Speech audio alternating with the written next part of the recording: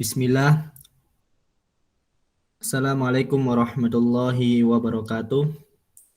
Alhamdulillah wassalatu wassalamu ala Rasulillah wa ala alihi wa sahbihi wa man tabi'ahum bi ihsanin ila yaumiddin wa tasliman katsira. Amma ba'du. Pada hari ini kelompok kami, kelompok 12 akan mempresentasikan hasil kerja kelompok kami pada mata kuliah pengantar teknologi informasi yang akan dibahas oleh kelompok kami, yaitu judulnya pemanfaatan TI di bidang pendidikan agama Islam. Sebelum masuk materi, kami akan memperkenalkan anggota kelompok kami, kelompok 12, yaitu yang pertama Arilana Nur Izi dengan NIM G0002101009 sebagai ketua kelompok dan sebagai MC. Kemudian Nanda Limasdar G0002100053. Kemudian ada Yulia Santika dengan NIM G0002100055. Kemudian Khairunisa dengan NIM G0002100062.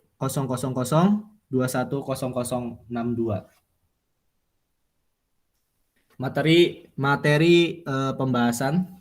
Yang pertama, pengertian teknologi informasi. Yang kedua, contoh media pembelajaran TI. Yang ketiga, pemanfaatan TI di bidang pendidikan agama Islam. Yang keempat, tujuan pemanfaatan TI di bidang pendidikan agama Islam.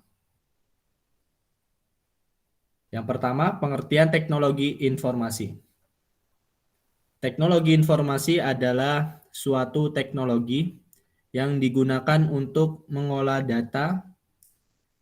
Pengolahan ini termasuk memproses, mendapatkan, menyusun, menyimpan, memanipulasi data dalam berbagai cara untuk menghasilkan informasi yang berkualitas, yaitu informasi yang relevan, akurat, dan tepat waktu, yang digunakan untuk keperluan pribadi, bisnis, dan pemerintahan, serta merupakan informasi yang strategis untuk mengambil keputusan. Dari beberapa pengertian tersebut memberikan pandangan bahwa teknologi informasi adalah sarana prasarana, sistem atau metode untuk memperoleh, menyimpan, mengolah, dan menyampaikan informasi yang dapat dipertanggungjawabkan. Contoh media pembelajaran TI. Contoh media pembelajaran TI yaitu bisa Classroom, Google Meet, YouTube, Google, kemudian psikologi dan e-learning. Pemanfaatan TI di bidang pendidikan agama Islam yang akan dibawakan oleh Mas Nanda Ali Masdar. Silahkan. Waktu dan layar kami persilahkan.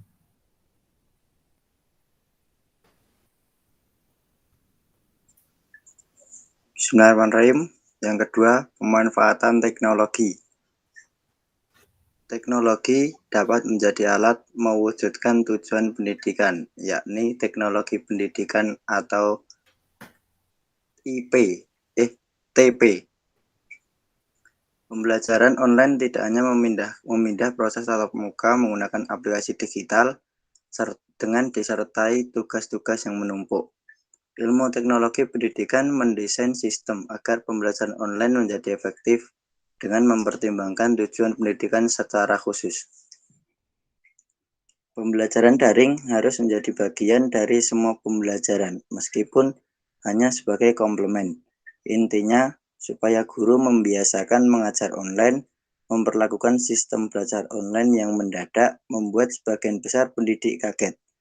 Ke depan, harus ada kebijakan perubahan sistem untuk memperlakukan pembelajaran online dalam setiap mata pelajaran. Guru harus sudah menerapkan pembelajaran berbasis teknologi sesuai kapasitas dan ketersediaan teknologi.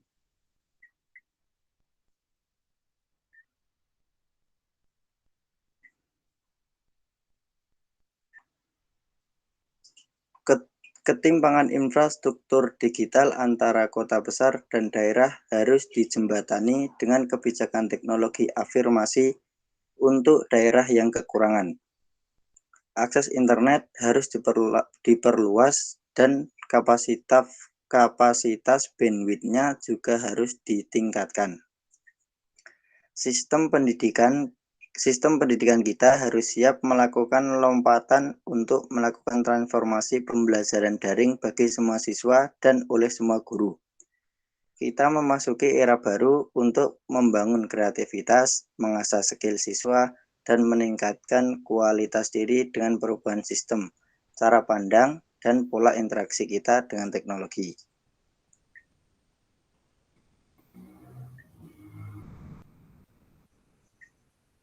Pemanfaatan teknologi. 1. Pemanfaatan Internet of Things atau IoT. IoT ini adalah sebuah kemampuan untuk mengirim data dengan jaringan dan tanpa interaksi antara manusia ke manusia ataupun dari manusia ke perangkat komputer.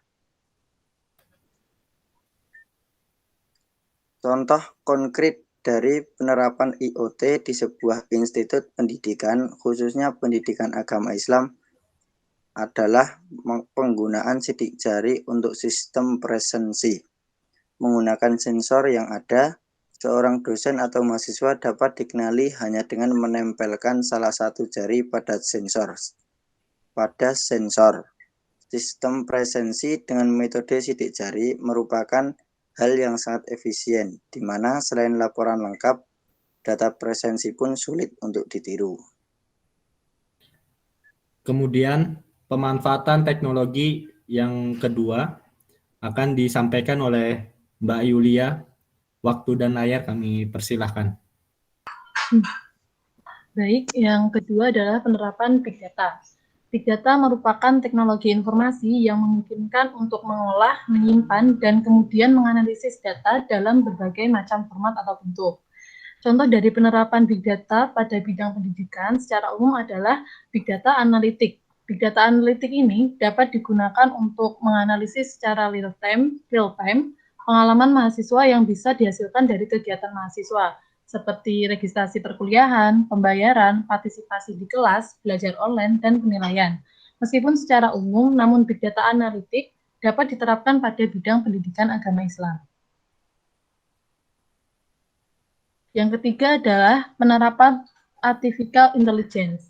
Artificial Intelligence adalah suatu ilmu yang digunakan untuk menciptakan kecerdasan buatan dengan menggunakan perangkat keras maupun perangkat lunak. Penerapan Artificial Intelligence untuk pembelajaran di bidang pendidikan, khususnya pendidikan agama Islam, dikenal dengan Intelligent Turing System atau ITS. Menurut penelitian dan jurnal yang ada, AI dapat membantu pengajar mengetahui preferensi dan gaya belajar siswa dengan lebih mudah dan cepat.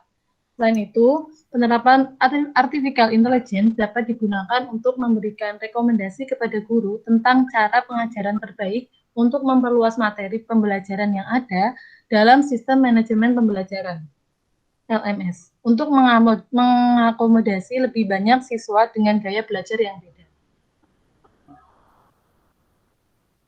Yang keempat adalah penerapan cloud computing. Cloud computing merupakan layanan komputasi teknologi informasi yang mencakup layanan hardware, software, dan aplikasi yang dapat diperoleh melalui internet. Dalam bidang pendidikan, cloud computing menyediakan banyak layanan online yang dapat membantu pihak universitas untuk mendukung skenario proses belajar dan mengajar secara lebih luas. Layanan online tersebut antara lain adalah Google Docs, Google Drive, Dropbox, dan lain-lain. Aplikasi online tersebut menawarkan untuk mendukung produktivitas seperti penggunaan word processing, spreadsheet, dan presentation yang dapat digunakan di kelas. Dosen dapat menggunakan teknologi tersebut dengan berbagai cara. Sebagai contoh, dosen menggunakan Google Spreadsheet untuk menampilkan nilai yang dibagikan secara online kepada mahasiswa.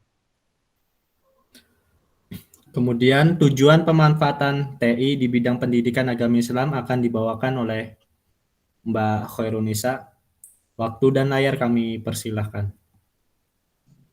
Baik, tujuan pemanfaatan teknologi informasi di bidang pendidikan agama Islam. Teknologi informasi di bidang pendidikan, khususnya pada pendidikan agama Islam, memiliki tujuan, yaitu membantu memudahkan belajar, membantu memecahkan masalah, dan memfasilitasi belajar dengan proses-proses dan sumber-sumber belajar yang didesain dan dikembangkan secara ilmiah dalam berbagai bentuk teknologi, dan juga merupakan bidang garapan sekaligus tujuan dari teknologi informasi di bidang pendidikan agama Islam.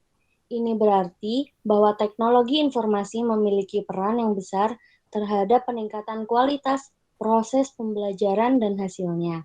Dan tujuan teknologi informasi juga diciptakan agar membuka kreativitas, efektivitas, dan juga efisiensi. Sekian, terima kasih. Mungkin sekian presentasi dari kelompok kami, kelompok 12. Kurang lebihnya mohon maaf. Assalamualaikum warahmatullahi wabarakatuh.